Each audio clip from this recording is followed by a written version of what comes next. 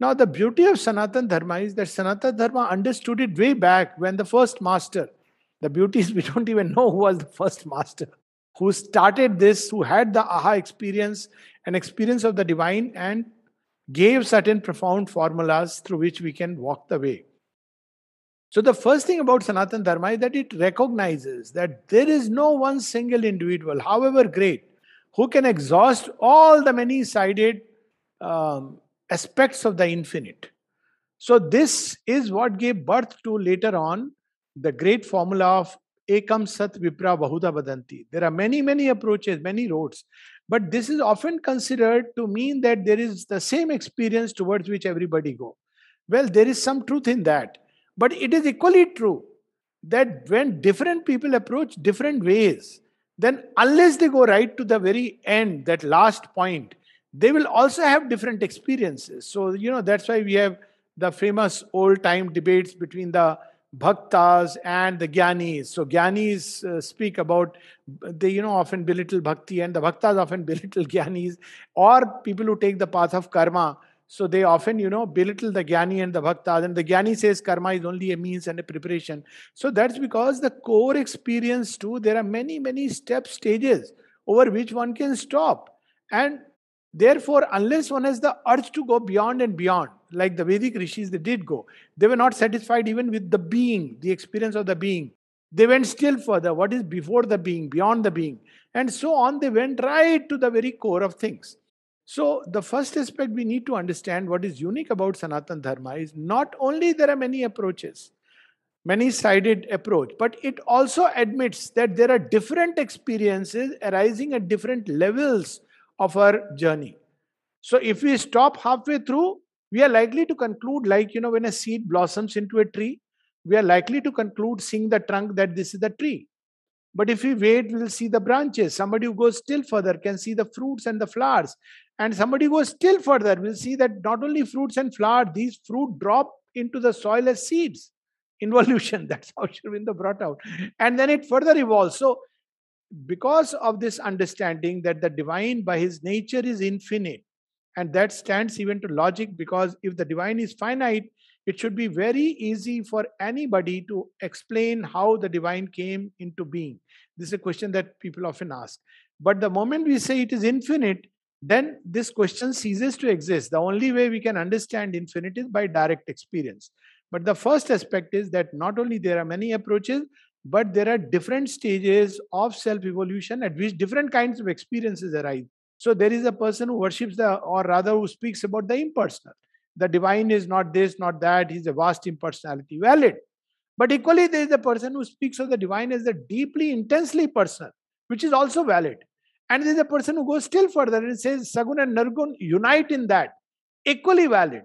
There is a fourth person who says there is that of which no name can be given, who has no form and yet assumes every form and every name.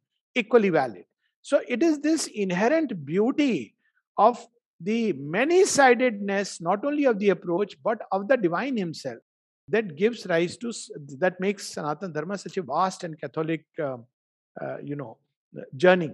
The second aspect, these many aspects of the divine, because he's infinite, so each aspect becomes a god. So very often people say, oh, so many gods. Well, gods is a help. Why not? I mean, after all, it's a wonderful thing to have so many assistants on the way. So who are the gods? They are aspects of the divine. They come to us to help us on the way.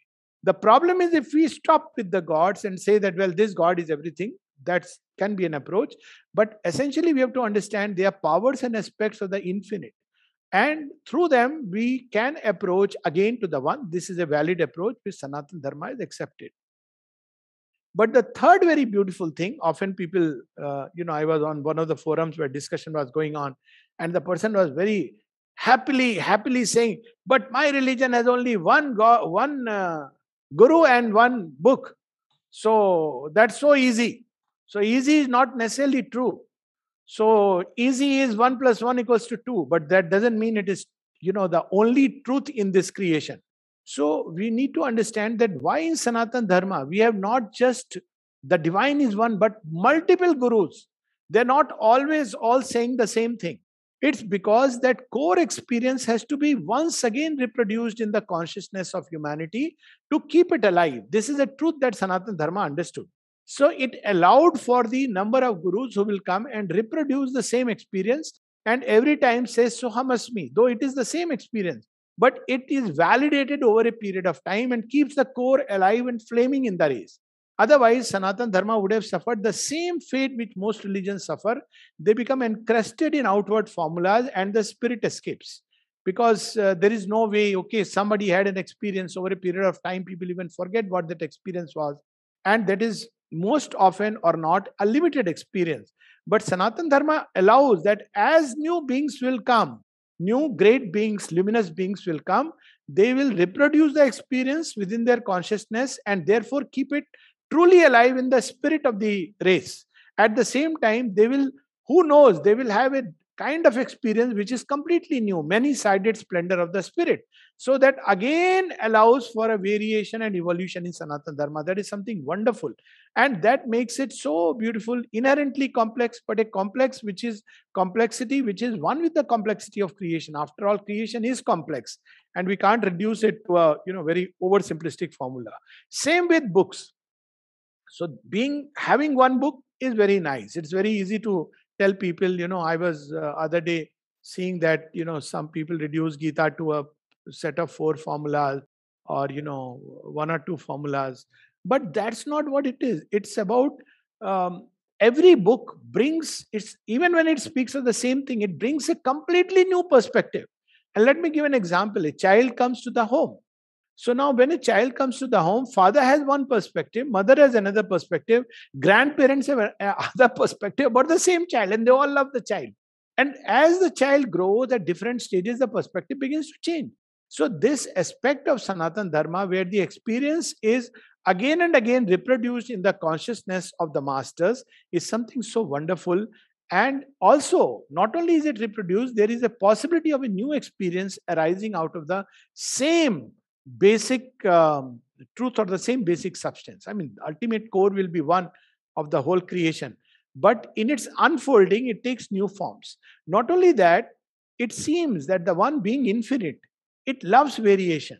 So it even allows for the freedom and plasticity of an individual approach to the divine. So this is the third aspect which is very beautiful and unique, that each individual, and it's not like one has to follow the 6 systems of philosophy, etc., etc. A person may not know any philosophy, yet may have a thirst. I want to know the divine. After all, very often I ask this question, who gave the mantra to Surdas? What was Surdas doing? He was, helpless without his eyes. And he was just singing out his deepest feelings. Today we call them pad. But was it a method he was following? Or take another example. What was Sabri doing? Sabri was doing none of the traditional practices, but she was carrying this hope that one day Rama will come my way and I must gather every day a set of, plums to feed him and clean the place. That was Sabri's yoga. Or what was Ahilya doing? Practically nothing. She was just in a state of jad. Jad pashan means she was in a state of inertia for whatever reason.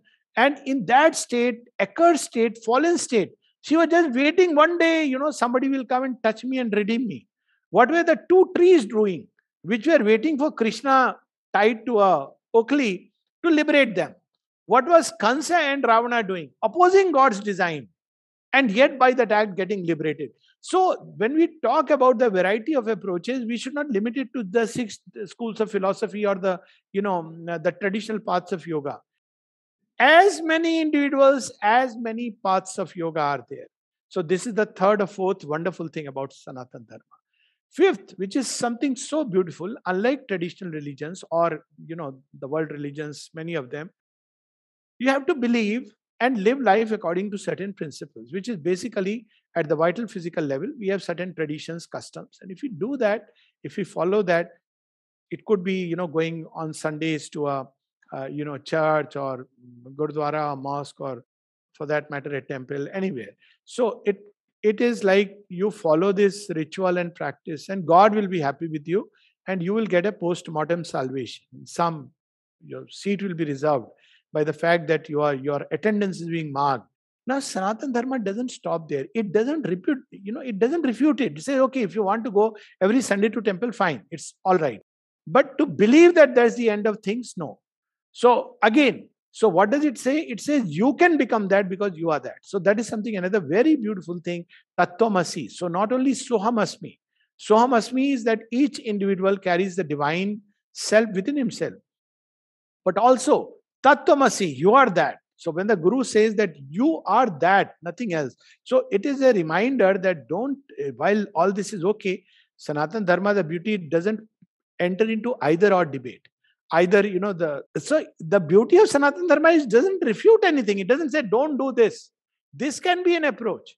But at the same time, this is not the end of things. This can be a starting point. That's what we see in the Tantra Pashuvat. Then, as a human being, when you worship, as a godlike being when you worship. So you can do this. It's not like you don't have to do it. You can do it, but you must know that that's not the end.